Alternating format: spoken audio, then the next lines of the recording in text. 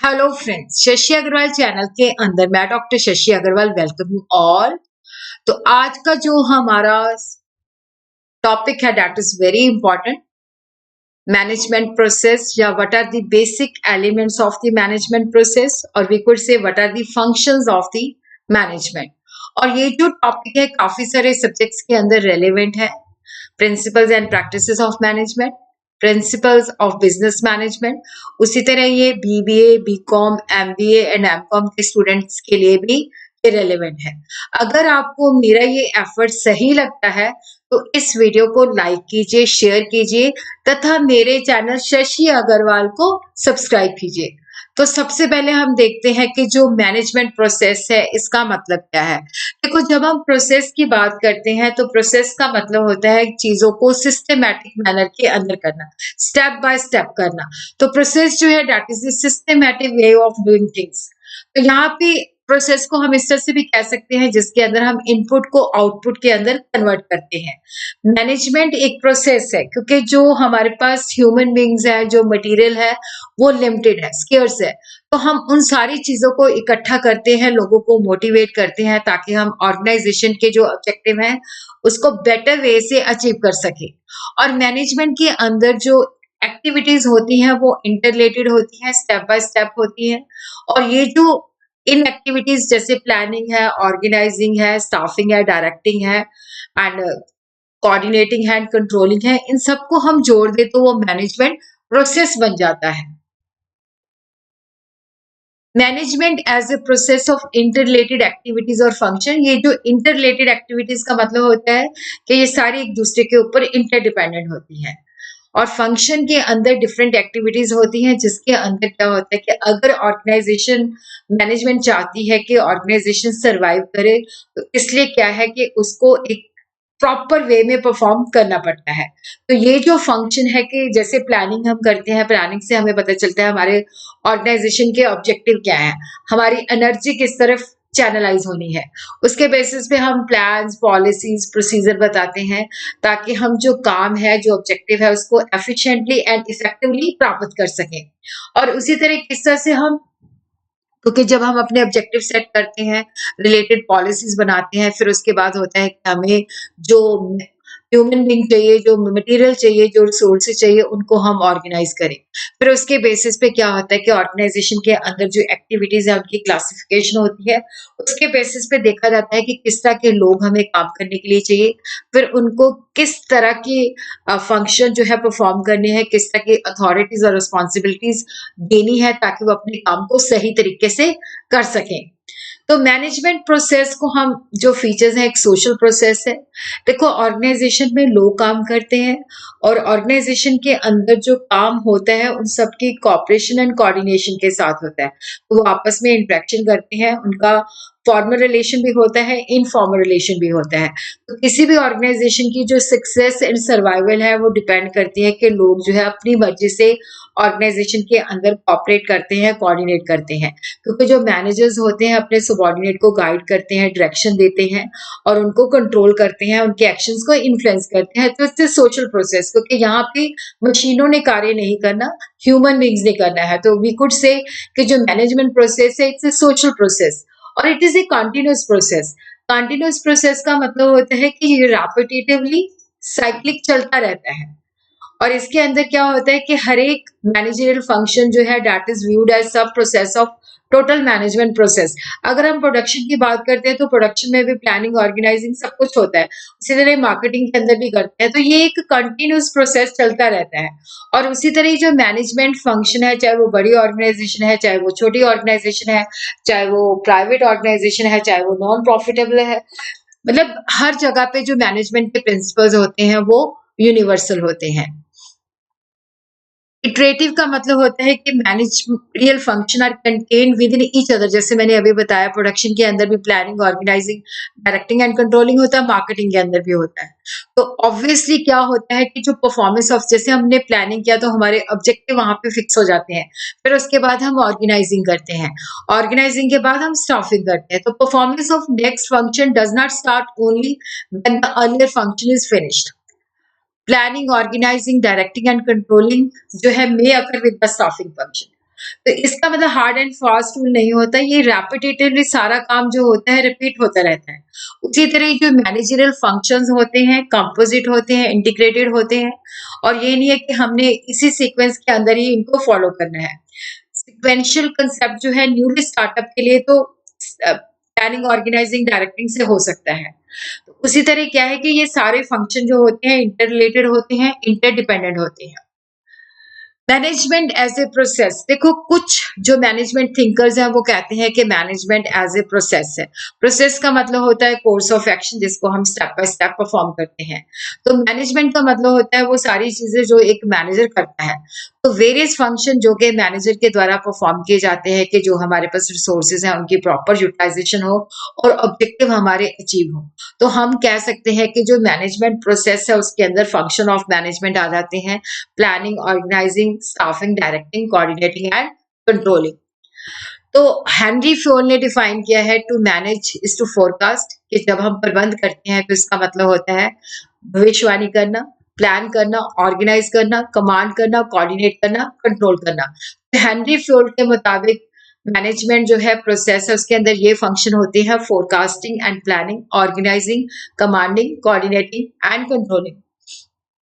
उसी तरह लुथर गुलिक ने यूज दी पोस्ट डो को अब यूज किया है। पी का मतलब है प्लानिंग, ओ का मतलब है ऑर्गेनाइजिंग, एस का मतलब है स्टाफिंग, डी का मतलब है डायरेक्टिंग, सी का मतलब है कंट्रोलिंग, आर का मतलब है रिपोर्टिंग और बी का मतलब है budgeting. Now we will focus कि मैनेजमेंट प्रोसेस में आता क्या है, what are the elements of the management process, जिसको हम फंक्शंस ऑफ द मैनेजमेंट भी कह सकते हैं, planning, organizing, staffing, directing and controlling, जिसको हम planning, organizing, staffing, directing and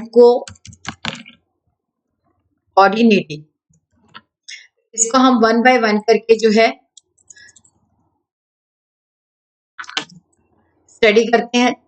तो सबसे पहले हम देखते हैं, देखो ये बेसिक मैनेजरियल फंक्शन है। तो इसके अंदर क्या होता है कि हमारे ऑब्जेक्टिव की फिक्सेशन होती है, हमें पता होता है कि विच कोर्स ऑफ एक्शन हमने फॉलो करना है ताकि ऑर्गेनाइजेशन गोल्स के अचीव को हम कर सकें। तो यहाँ पे हम ये जो प्लानिंग है that is done for the future, कोई भी काम करने से पहले हम प्लानिंग करते हैं। तो एडवांस के अंदर हम सोचते हैं कि ये क्या काम करना है, कब करना है, कैसे करना है और कौन करेगा। प्लानिंग जो है that is a process of looking ahead, क्योंकि ऑब्जेक्टिव सेट करते हैं तो प्लानिंग के अंदर होता है कि फ्यूचर जो है अनसर्टेन है, तो जिसकी वजह से क्या है कि हम अपने चाहते हैं कि जो गोल्स हैं वो बेटर तरीके से अचीव हो सके। तो प्रोसेस ऑफ प्लानिंग के अंदर ये चीजें आ जाती है, जैसे हम पूरी इंफॉर्मेशन गैदर करते हैं, अपने ऑब्जेक्टिव जो है सेट करते हैं, फिर कंडीशन जिसके अंदर हमारी प्लानिंग जब हम करते हैं तो हम सोचते हैं कि इस तरह की कंडीशन एग्जिस्ट करेंगी। फिर उसके बाद जो ऑल्टरनेटिव्स होते हैं जिनके द्वारा हम अपने ऑब्जेक्टिव को अचीव कर सकते हैं, उनके एग्जामिनिंग करते हैं, उनके valuation, pro and con study करते हैं।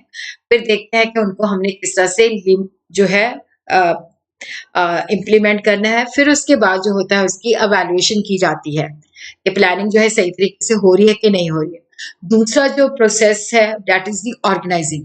देखो प्लानिंग से हमें हमारे गोल्स पता चलते हैं, ऑब्जेक्टिव पता चलता है कि किस तरफ, किस डायरेक्शन के अंदर जाना है। और ऑर्गेनाइजिंग के अंदर हम चीजों को ऑर्गेनाइज करते हैं, उससे हमें गाइडेंस मिलती है, उन चीजों को कोऑर्डिनेट करते हैं, और जो भी फैक्टर्स ऑफ प्रोडक्शन जैसे man, material, money and machines को हम ऑर्गेनाइज करते हैं और उनको एक कोऑर्डिनेशन भी होती है। तो ऑर्गेनाइजेशन के अंदर होता है कि पहले हम देखते हैं कि हमने काम क्या करना है, हमारी ऑर्गेनाइजेशन जो है उसकी नेचर ऑफ वर्क क्या है, उसके बेसिस पे जो एक्टिविटीज होती हैं उनकी क्लासिफिकेशन होती है। फिर उसके बाद क्या होता है कि जैसे हमने क्लास, जैसे प्रोडक्शन की एक्टिविटी, प्रोडक्शन के अंदर मार्केटिंग की एक्टिविटी, मार्केटिंग के अंदर, तो फिर ये जो ग्रुप ऑफ एक्टिविटीज होती हैं, जैसे प्रोडक्शन है तो उसका जो डिपार्टमेंट है उसका हेड हो जाएगा प्रोडक्शन मैनेजर, मार्केटिंग का हेड हो जाएगा मार्केटिंग मैनेजर, उनकी अथॉरिटी और रिस्पॉन्सिबिलिटी असाइन कर दी जाती है। फिर ये होता है कि ये एक ऑर्गेनाइजेशन के ही सब पार्ट्स है, प्रोडक्शन, मार्केटिंग, फिनांस, एचआरएम, तो ये आपस में किस तरह से कोऑर्डिनेट करे ताकि ऑर्गेनाइजेशन के गोल्स अचीव हो सके। और बहुत सारी ऑर्गेनाइजेशन जो है मतलब अवेलेबल होती हैं, जनरली 3 टाइप्स की है। जैसे लाइन ऑर्गेनाइजेशन है, तो यहाँ पे क्या होता है कि टॉप से नीचे की तरफ अथॉरिटी फ्लो करती है। फंक्शनल के अंदर क्या होता है कि काम जो है, जो ऑर्गेनाइजेशन का फंक्शन होता है उसके हिसाब से डिफरेंट डिपार्टमेंट बनाए जाते हैं। जैसे प्रोडक्शन डिपार्टमेंट है तो प्रोडक्शन के अंदर, मार्केटिंग है तो मार्केटिंग के अंदर, लाइन एंड स्टाफ के अंदर क्या होता है, लाइन जो होता है जो बेसिक ऑब्जेक्टिव अपने अचीव करता है, स्टाफ जो होता है स्पेशलिस्ट होते हैं, एडवाइजर्स होते हैं जो उसको गाइड करते हैं। स्टाफिंग के अंदर देखो क्या होता है कि right person for the right job for the right department at the right time. इसके अंदर man power planning, recruitment, selection, training, placement, development, promotion, transfer and appraisal, determination of the remuneration. देखो जब हमने अपनी एक्टिविटीज की classification कर लेते हैं, फिर उसके बाद हमें पता चल जाता है कि हमारे बिजनेस की जो नेचर है उसके हिसाब से हमें इस तरह के बंदे चाहिए, और वहां पे होता है right person for the right job. क्योंकि अगर गलत बंदा रिक्रूट हो गया तो उससे नुकसान हो सकता है। तो प्रॉपर प्लानिंग की जाती है कि हमें किस कैटेगरी का, किस डिपार्टमेंट में, किस एक्सपीरियंस का कितने बंदे टोटल चाहिए और कितने बंदे हमारे पास काम करें। फिर उसके बेसिस पे क्या रिक्रूटमेंट के स्टेप्स उठाए जाते हैं कि ज्यादा से ज्यादा लोग अप्लाई करें। सिलेक्शन के अंदर होता है कि जो हमारे लिए सही है हमने उसी को सिलेक्ट करना है। फिर ट्रेनिंग दी जाती है, फिर उसको सुटेबल डिपार्टमेंट जो है दिया जाता है, पोजीशन दी जाती है। फिर उसकी डेवलपमेंट के लिए बार बार ट्रेनिंग होती है, और लगता है कि अगर परफॉर्म कर रहा है तो प्रमोशन होती है, और उसका उसी तरह ही जो सैलरी और कॉम्पनसेशन होता है वो डिटर्मिन होता है। डायरेक्टिंग के अंदर देखो लीडर, ये डायरेक्शन, जैसे डायरेक्टिंग का अर्थ होता है कि जो हमारे पास सबॉर्डिनेट काम करते हैं उनको हमने डायरेक्शन देनी है, सुपरवाइज भी करना है, मोटिवेशन भी देना है, किस तरह से हम उसको इन्फ्लुएंस कर सकते हैं। तो डायरेक्टिंग के जो एलिमेंट्स है, लीडरशिप है, कम्युनिकेशन है, मोटिवेशन है एंड सुपरविजन है। देखो डायरेक्टिंग जो है, क्योंकि जब हम सबॉर्डिनेट को काम देते हैं तो उनको हमें डायरेक्शन भी देनी होती है कि इस तरह से काम को करना है। तो ये एक जो डायरेक्टिंग होती है ये एक ऑर्गेनाइज्ड एंड प्लान एक्शन होता है। इसके अंदर होता है कि जो सबॉर्डिनेट सुपीरियर के नीचे काम करते हैं वो इस सही तरीके से काम कर सके और अपने ऑब्जेक्टिव को अचीव कर सके। तो डायरेक्शन जो है that is a continuous function, और ये हर चाहे टॉप लेवल है, लोअर लेवल है, चाहे मिडिल लेवल है, हर लेवल पे परफॉर्म किया जाता है। तो इसके जो कंपोनेंट है लीडरशिप। अब देखो जो मैनेजर है वो किस तरह का है, उसका लीडरशिप स्टाइल क्या है, तो वो अपने सबॉर्डिनेट को इन्फ्लुएंस करता है, उसका जो लीडरशिप फिलॉसफी होती है। A manager must issue order, instructions अपने सबॉर्डिनेट को देता है, उनको काउंसलिंग भी करता है, गाइडेंस भी देता है। तो लीडरशिप होती है कि किस तरह से वो पॉजिटिवली उनको इन्फ्लुएंस करता है ताकि वो ऑर्गेनाइजेशन के ऑब्जेक्टिव के अंदर कंट्रीब्यूट करे। और कम्युनिकेशन हमारी इफेक्टिव होनी चाहिए, टू वे होनी चाहिए, वन वे नहीं होनी चाहिए। तो अगर टू वे होगा तो उससे क्या होगा कि जो सबॉर्डिनेट है अपने काम को सही तरीके से जो है मतलब उनको गाइडेंस मिलती रहेगी, अपने प्रॉब्लम भी वो अपने सुपीरियर के साथ शेयर कर सकते हैं। मोटिवेशन जो होता है that is the psychological process, तो जिसके अंदर जो सुपीरियर होता है उसको अपने जो सबॉर्डिनेट्स हैं उनकी नीड्स और एस्पिरेशन को जानना जरूरी है ताकि वो सुटेबल उनको मोटिवेट कर सके, ऑर्गेनाइजेशन के ऑब्जेक्टिव की तरफ कंट्रीब्यूट करवा सके। उसी तरह देखो जो सबॉर्डिनेट्स होते हैं उनको काम दे दिया जाता है, समय समय पे उनको सुपरवाइज भी करना होता है ताकि देखना होता है कि वो काम सही तरीके से कर रहे हैं, रिसोर्सेज की वेस्टेज तो नहीं करें। फिर एक कोऑर्डिनेशन। देखो कोऑर्डिनेशन जो है जिसको हम कहते हैं तालमेल बिठाना, कोऑर्डिनेशन बहुत जरूरी होता है। जैसे ऑर्गेनाइजेशन के अंदर बहुत सारे डिफरेंट डिपार्टमेंट्स होते हैं, वो ओवरऑल ऑब्जेक्टिव के साथ जुड़े हुए होते हैं, इसलिए उनका आपस में coordination that is very much needed. अगर हमने अपना प्रॉफिट इंक्रीज करना है तो डेफिनेटली हर एक्टिविटी जो है एक दूसरे के साथ कोऑर्डिनेट करे ताकि हम उस ऑब्जेक्टिव को अचीव कर सके। तो कोऑर्डिनेशन जो है that is the essence of the management, क्योंकि कोऑर्डिनेशन चाहिए होती है जिसके लिए मैनेजर जो होता है उसको planning, organizing, staffing, directing and controlling का फंक्शन परफॉर्म करना पड़ता है। कोऑर्डिनेशन वर्टिकल हो सकती है जिसके अंदर डिफरेंट लेवल जो होते हैं वो आपस में कोऑर्डिनेट करते हैं। हॉरिजॉन्टल के अंदर जो सेम लेवल होता है वो एक दूसरे के साथ। इंटरनल कोऑर्डिनेशन होती है जो विद इन ऑर्गेनाइजेशन के अंदर। एक्सटर्नल होती है जो बाहरले अथॉरिटीज हैं, जो लोग हैं जिनके साथ हमारा काम है, तो उनके साथ हम कोऑर्डिनेट करें ताकि सही समय पे हमारा काम परफॉर्म हो सके। कोऑर्डिनेशन एंड कोऑपरेशन जो है दोनों ही अलग अलग टर्म है। कोऑपरेशन जो है that is a part of coordination. तो कोऑर्डिनेशन ज्यादा वाइडर है। कोऑपरेशन का मतलब होता है कि लोग जो है दूसरे की हेल्प करने के लिए तैयार होते हैं। तो इसलिए क्या है कि लोगों में कोऑपरेशन की फीलिंग होनी चाहिए और हर चीज जो है ऑर्गेनाइजेशन के ऑब्जेक्टिव के साथ कोऑर्डिनेट होनी चाहिए। लास्ट में है कंट्रोलिंग। कंट्रोलिंग जो है that is a line function. Her level पे, चाहे वो टॉप लेवल है, चाहे वो मिडिल लेवल है, चाहे वो लो लेवल है, तो यहाँ पे क्योंकि प्लानिंग एग्जिस्ट करती है तभी कंट्रोलिंग पॉसिबल है, प्लानिंग के बिना कंट्रोलिंग पॉसिबल नहीं है। प्लानिंग जो हमें यार्डस्टिक प्रोवाइड करते हैं जिसके अगेंस्ट हमने परफॉर्मेंस को मेयर करना है, तो कंट्रोल के अंदर हमने देखना होता है कि जो काम जैसा हमने सोचा था उसके अकॉर्डिंगली हो रहा है या नहीं हो रहा। तो कंट्रोलिंग के अंदर क्या होता है कि जैसे हम परफॉर्मेंस के स्टैंडर्ड फिक्स करते हैं, फिर जो हमारे एम्प्लॉइज होते हैं उनकी एक्चुअल परफॉर्मेंस को जज किया जाता है, मेयर किया जाता है, फिर कंपेयर किया जाता है, फिर देखा जाता है कि उनकी परफॉर्मेंस अपने टारगेट को एक्सीड किया है या नहीं किया।